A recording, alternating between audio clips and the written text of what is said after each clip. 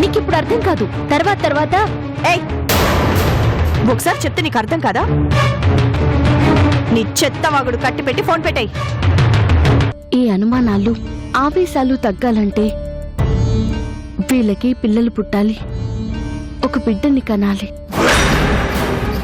బిడ్డని కాదు, ఈ ఇంటిని సర్వనాశనం చేసే ముసలాన్ని కంటాను.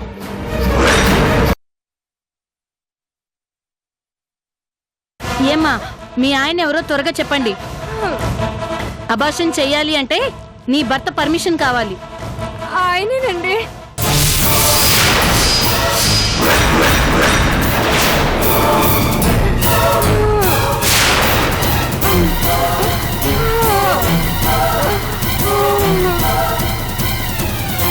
మరి అడుగుతుంటే మాట్లాడరే?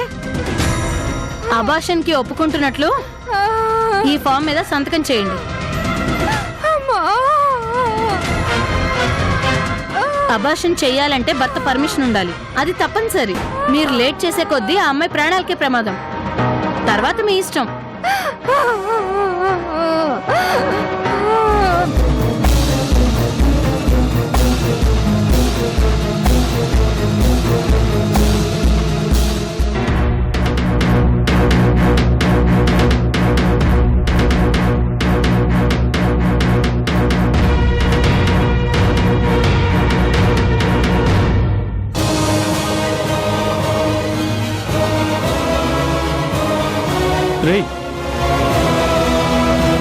వెంటనే ఆపరేషన్ స్టార్ట్ చేయండి. అలాగే, మీరు బయట వెయిట్ చేయండి. సిస్టర్, త్వరగా అమ్మాయిని ఆపరేషన్ థియేటర్ కి షిఫ్ట్ చేయండి. Okay madam. Come on, hurry up. ఏంట్రా ఇది? నువ్వు భర్తవని చెప్పింది కాదు అని చెప్పాల్సింది. ఎవరా? ప్రాణం పోతుంది అంటే ఏమంటారా? అయినా అవసరం అన్నప్పుడు సంతకం చేస్తే ఏమవుతుంది? ఆ అమ్మాయి ఏ ప్రమాదం లేకుండా బయటపడితే అంతే చాలు.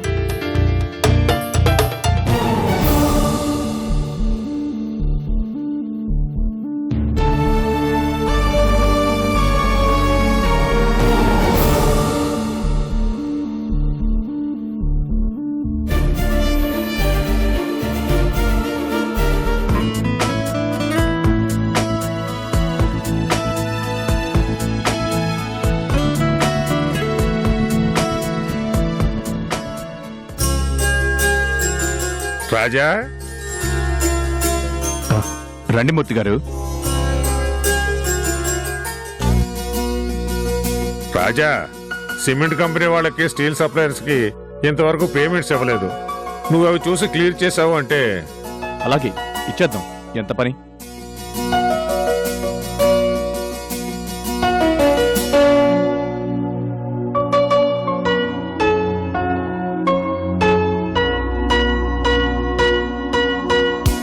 ఇదిగోండి, వెంటనే వాళ్ళకి పేమెంట్ చేయమని చెప్పండి. అలాగే. మూర్తి గారు, అన్నట్టు మన ఏదో ఎంప్లాయీస్ కి ప్రమోషన్స్ గురించి ఏదో ప్రపోజల్ తీసుకొచ్చారు కదా, ఆ ఫైల్ ఒకసారి తీసుకురండి. అలాగే ఇంకా అమ్ముడుపోని విల్లాస్ ఎన్నున్నాయో చూసి ఫెస్టివల్ ఆఫర్ ఒకటి అనౌన్స్ చేద్దాం. అది క్లియర్ అయిందంటే మనం వెంటనే ఇంకో దానికి వెళ్ళిపోవచ్చు. ఏంటి రాజా, చాలా దూకుడు మీద ఉన్నావు? మనసంతా చాలా సంతోషంతో నిండిపోయినట్టుంది. అవును మూర్తి గారు, నిజంగానే చాలా సంతోషంగా ఉంది. ఏంటి విశేషం? పిల్లలు సంతోషంగా ఉన్నారు అంటే అంతకు మించిన ఆనందం వేరే ఇంకే ఉంటుంది మూర్తి గారు. చిన్న కావేరీల మధ్య జరిగిన గొడవలు చూసి వీళ్ళ కాపురం ఏమవుతుందా అని చాలా భయపడ్డానండి. ప్రేమించిన అమ్మాయిని కాదని మరో పెళ్లి చేసుకుని వాడు కావాలని మన ఇంటికి కోడలుగా వచ్చి భర్త ఆదరణ లేక కావేరి, వాళ్ళిద్దరినీ కలపలేక నిస్సహాయ స్థితిలో మేము. బా, ఇల్లంటేనే ఒక నరకం అన్నట్టుండేదండి. కావేరి పోలీస్ కేసు పెట్టి మేమంతా పోలీస్ స్టేషన్కి వెళ్ళి అసలు ఆ కాపురం నిలబడుతుందా అని మేమంతా చాలా డౌట్ పడ్డాం మూర్తి గారు. మీకు తెలియందే ఉంది చెప్పండి. కానీ ఏ దేవుడు కరుణించాడో గాని చిన్న మనసు మారింది. కావేరి కూడా మాతో పాటు చక్కగా కలిసిపోతుంది. మారిపోక ఎంతకాలం అలా ఉంటుంది రాజా. ఓ మంచి కుటుంబంలోకి వచ్చాక ఎవరైనా మంచివాళ్ళుగా మారిపోతారు. పూలవనంలోకి వెళ్ళాక ఆ పరిమళం మనకు కూడా అంటుకుంటుంది. మంచితనం కూడా అంతే. వాళ్ళిద్దరూ అలాగే అన్యోన్యంగా ఉండి చక్కగా కలిసి ఉంటే అంతకంటే మాకు కావాల్సిందే ఉందండి. ఏ మనవన్నో మనవరాలనో కనిచ్చి మా చేతిలో పెట్టారు అంటే ఇక మాకు టెన్షనే ఉండదు. అన్నీ జరిగిపోతాయిలే రాజా. మబ్బుల్లో నీళ్లు మూడు పిల్లల మధ్య అలకలు ఎంతకాలం ఉంటాయి? వర్షం కురిస్తే మబ్బులు తేలికవుతాయి, మాటలు బయటకు వస్తే మనసులు తేలికవుతాయి. అనాల్సినవి అనుకోవాల్సినవి అన్నీ అయిపోయాయి. ఇక కావేరీ జనాలు ప్రశాంతంగా ఉంటారు. భయపడాల్సింది ఏమీ లేదు. మీ నోటి చలవ వల్ల వాళ్ళు బాగుంటే అంతే చాలండి. తప్పకుండా బాగుంటారు రాజా. వస్తాను. ఉమ్.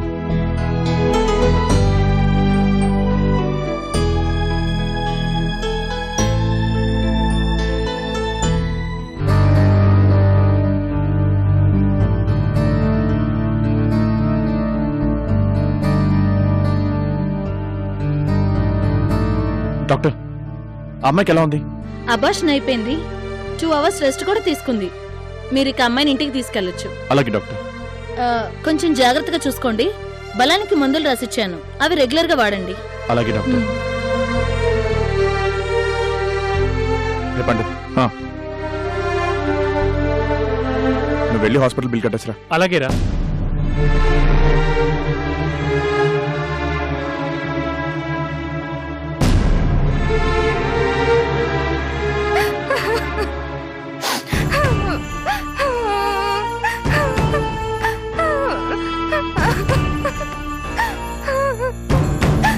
అమ్మ రూపా,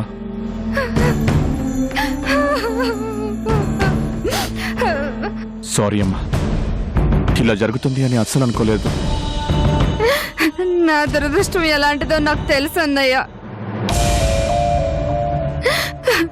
చూసావా, అందరికీ కానిదాన్ని అయిపోయాను. చివరకు నా బిడ్డ కూడా నన్ను కాదని వెళ్ళిపోయింది. నాలాంటి దాన్ని కడుపున పుట్టడం కూడా ఇష్టం లేదనుకుంటా అన్నయ్య. అందుకే బలవంతాన చంపుకునేలా చేసింది.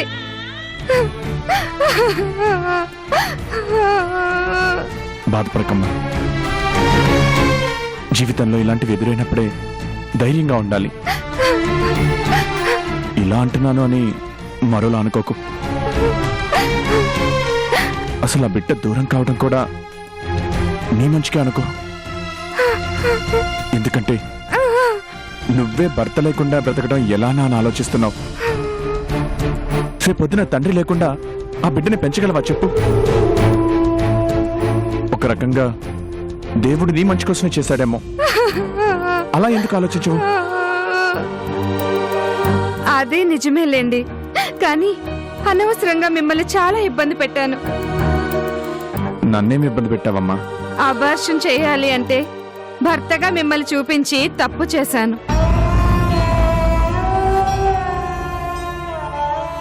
ఆ క్షణంలో నాకేం చేయాలో అర్థం కాలేదు. పర్వాలేదులేమ్మా. ఓ మంచి కోసం నా పేరు వాడుకోవడంలో తప్పేముంది? నువ్వు చెప్పకపోయినా నేను సంతకం చేసేవాణ్ణి.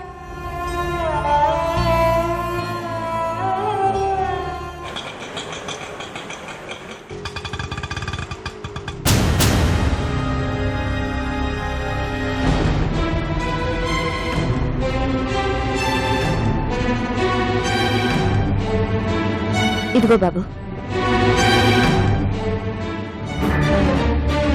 ఇక్కడ నీకెవరు తెలుసమ్మా కావేరి? నా ఫ్రెండ్ ఇక్కడ చేరిందంట చిన్నత్తయ్య. నాకు చాలా సాయం చేసిన మనిషి. ఒకసారి మీరు చూసి డాక్టర్గా ఓ సలహా చెప్తే బాగుంటుంది. సరేనమ్మా, పద వెళ్దాం. రండత్తయ్య.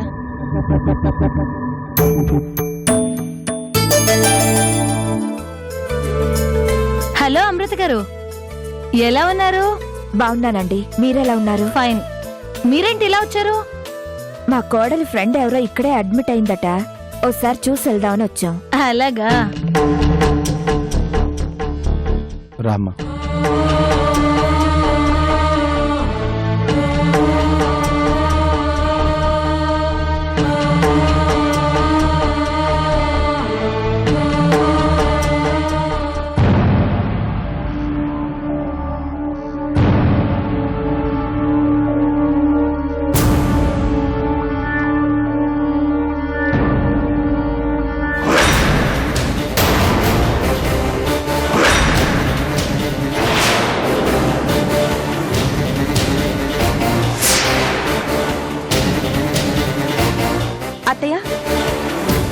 ఒకసారి అటు చూడండి.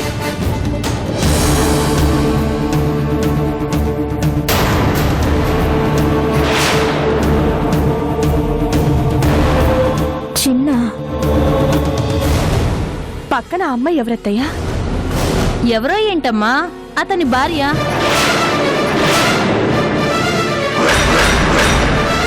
భార్య? అవునమృత గారు, ఆ అమ్మాయికి కడుపులో పిండం ఇన్ఫెక్ట్ అయితే నేనే అబార్షన్ చేశాను.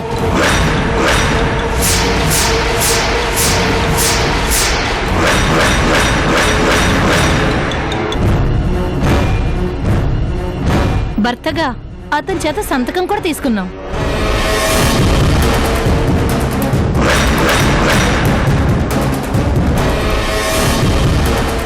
వెళ్దాం పదమ్మా.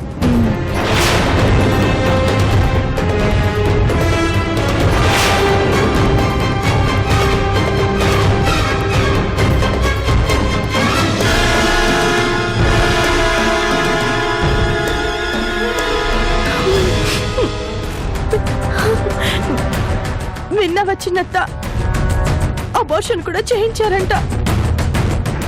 మీరు చెప్తుంది నిజమేనా? భలే వారండి. ఉండండి, మీకు అతను రాసిచ్చిన లెటర్ కూడా చూపిస్తాను. సిస్టర్, మేడం ఇలారా. చెప్పండి మేడం. మార్నింగ్ అబార్షన్ చేసిన పేషెంట్ కి సంబంధించిన ఫైల్ ఇలా పట్రా. అలాగే మేడం.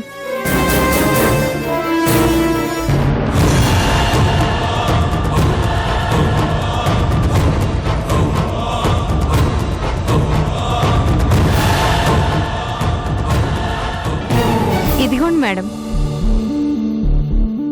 ఇదిగో చూడండి అమృత గారు, ఇది అతను సంతకం చేసిన ఫైల్. భర్త సంతకం లేకుండా అబార్షన్ చేయలేం కదా, అది మీకు తెలుసు. కావాలంటే మీరే చూడండి.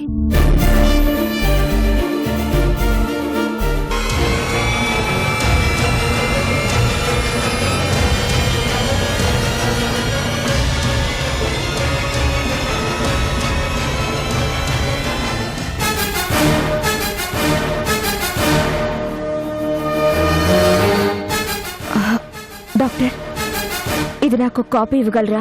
ష్యూర్ అమృత గారు. నాకు రౌండ్స్ కి టైం అయింది, వెళ్ళొస్తాను. చూసారా అత్తయ్య, ఆయన నాకు ఎంత ద్రోహం చేశారో చూడండి. నిన్నటి దాకా వసు ఒక్కతే అనుకున్నాను, కానీ ఇలా ఎంతమంది ఆయన జీవితంలో ఉన్నారో.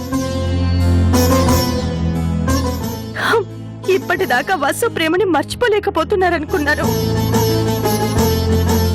కానీ రోజుకు ఆడపిల్లతో తిరిగి ఇలా అబార్షన్స్ కూడా చేయిస్తున్నారని ఇప్పుడే అర్థమైంది. ఎడవకమ్మా, మేమందరం ఉన్నాం కదా.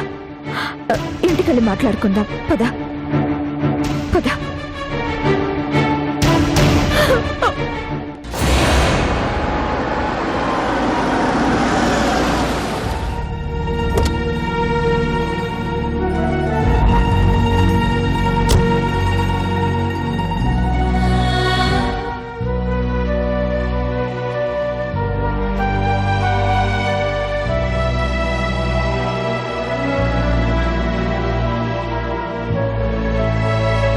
పదమ్మా.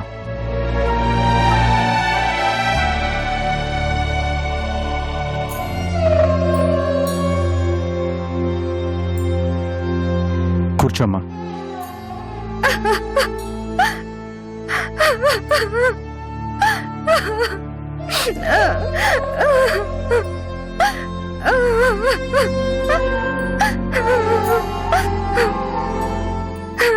నన్ను క్షమించండి. ఎందుకమ్మా? మీరు నాకు ఆశ్రయం ఇచ్చి నాకెంతో మంచి చేశారు, కానీ మీ అనుమతి లేకుండా మిమ్మల్ని నా భర్త అని చెప్పాను. ఆ క్షణంలో నాకేం చేయాలో అర్థం కాలేదు. భర్తగా సంతకం చేయకపోతే నాకు అబార్షన్ చేయరు. ఆ క్షణంలో వేరే దారి లేక మీ పేరు చెప్పేశాను. పర్వాలేదులే అమ్మా, బహుశా నువ్వు చెప్పకపోయినా నేను అలానే సంతకం చేసేవాడిని అనుకుంటా. ఆ టైంలో వాళ్ళకి అన్ని వివరించి చెప్పలేం కదా. నువ్వు చెప్పిన దాంట్లో తప్పలేదులే. ఇంత చిన్న విషయానికి నన్ను క్షమించమని అడగడం ఎందుకు? నిజంగా మీరు చాలా గ్రేట్ అండి. ప్రతి విషయాన్ని మీరు చాలా పాజిటివ్గా తీసుకుంటారు. మీలాంటి మంచి వారికి ఆ దేవుడు చాలా మంచి చేస్తాడండి. దేవుడు నాకు మంచి చేస్తాడో లేదో తెలియదు, కానీ నీ విషయంలో మాత్రం చాలా మార్పు తీసుకొచ్చాడమ్మా. నాలోనా? అవును, నీకు గుర్తుందా? ఒకప్పుడు చనిపోవడానికి నువ్వు నా కారు కింద పడబోయావు.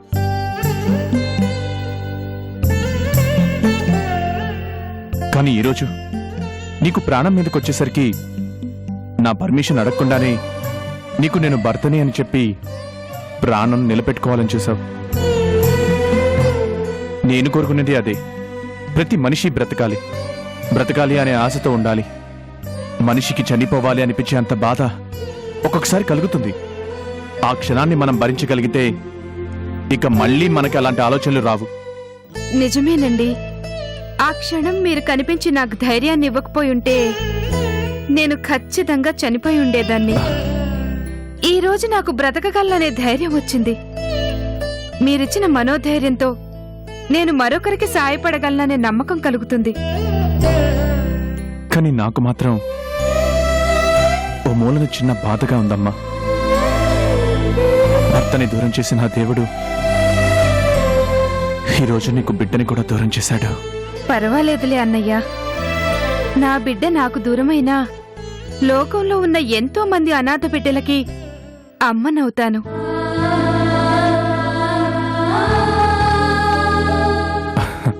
గుడ్. ఇది నేను కోరుకునేది. నువ్వెప్పుడు ఇలానే ఉండాలి. వస్తానమ్మా. మ్మ్.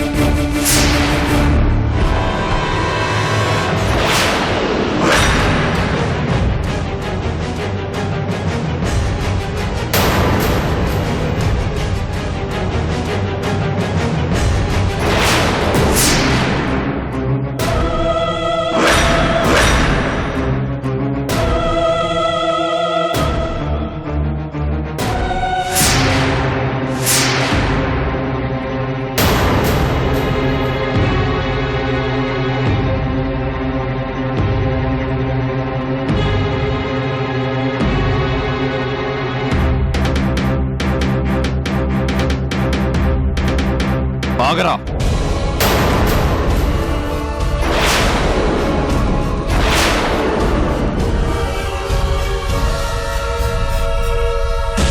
ఎక్కడికి వెళ్ళొస్తున్నావు?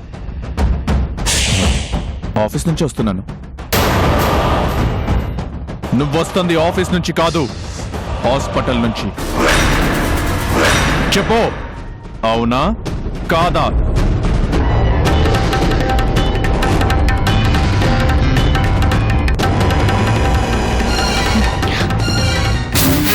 మాట్లాడవేరా? చెప్పు, నువ్వు వస్తుంది హాస్పిటల్ నుంచే కాదా?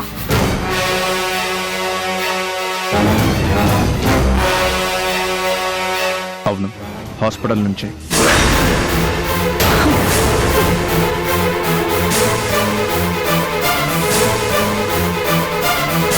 హాస్పిటల్కి ఎందుకెళ్ళావు?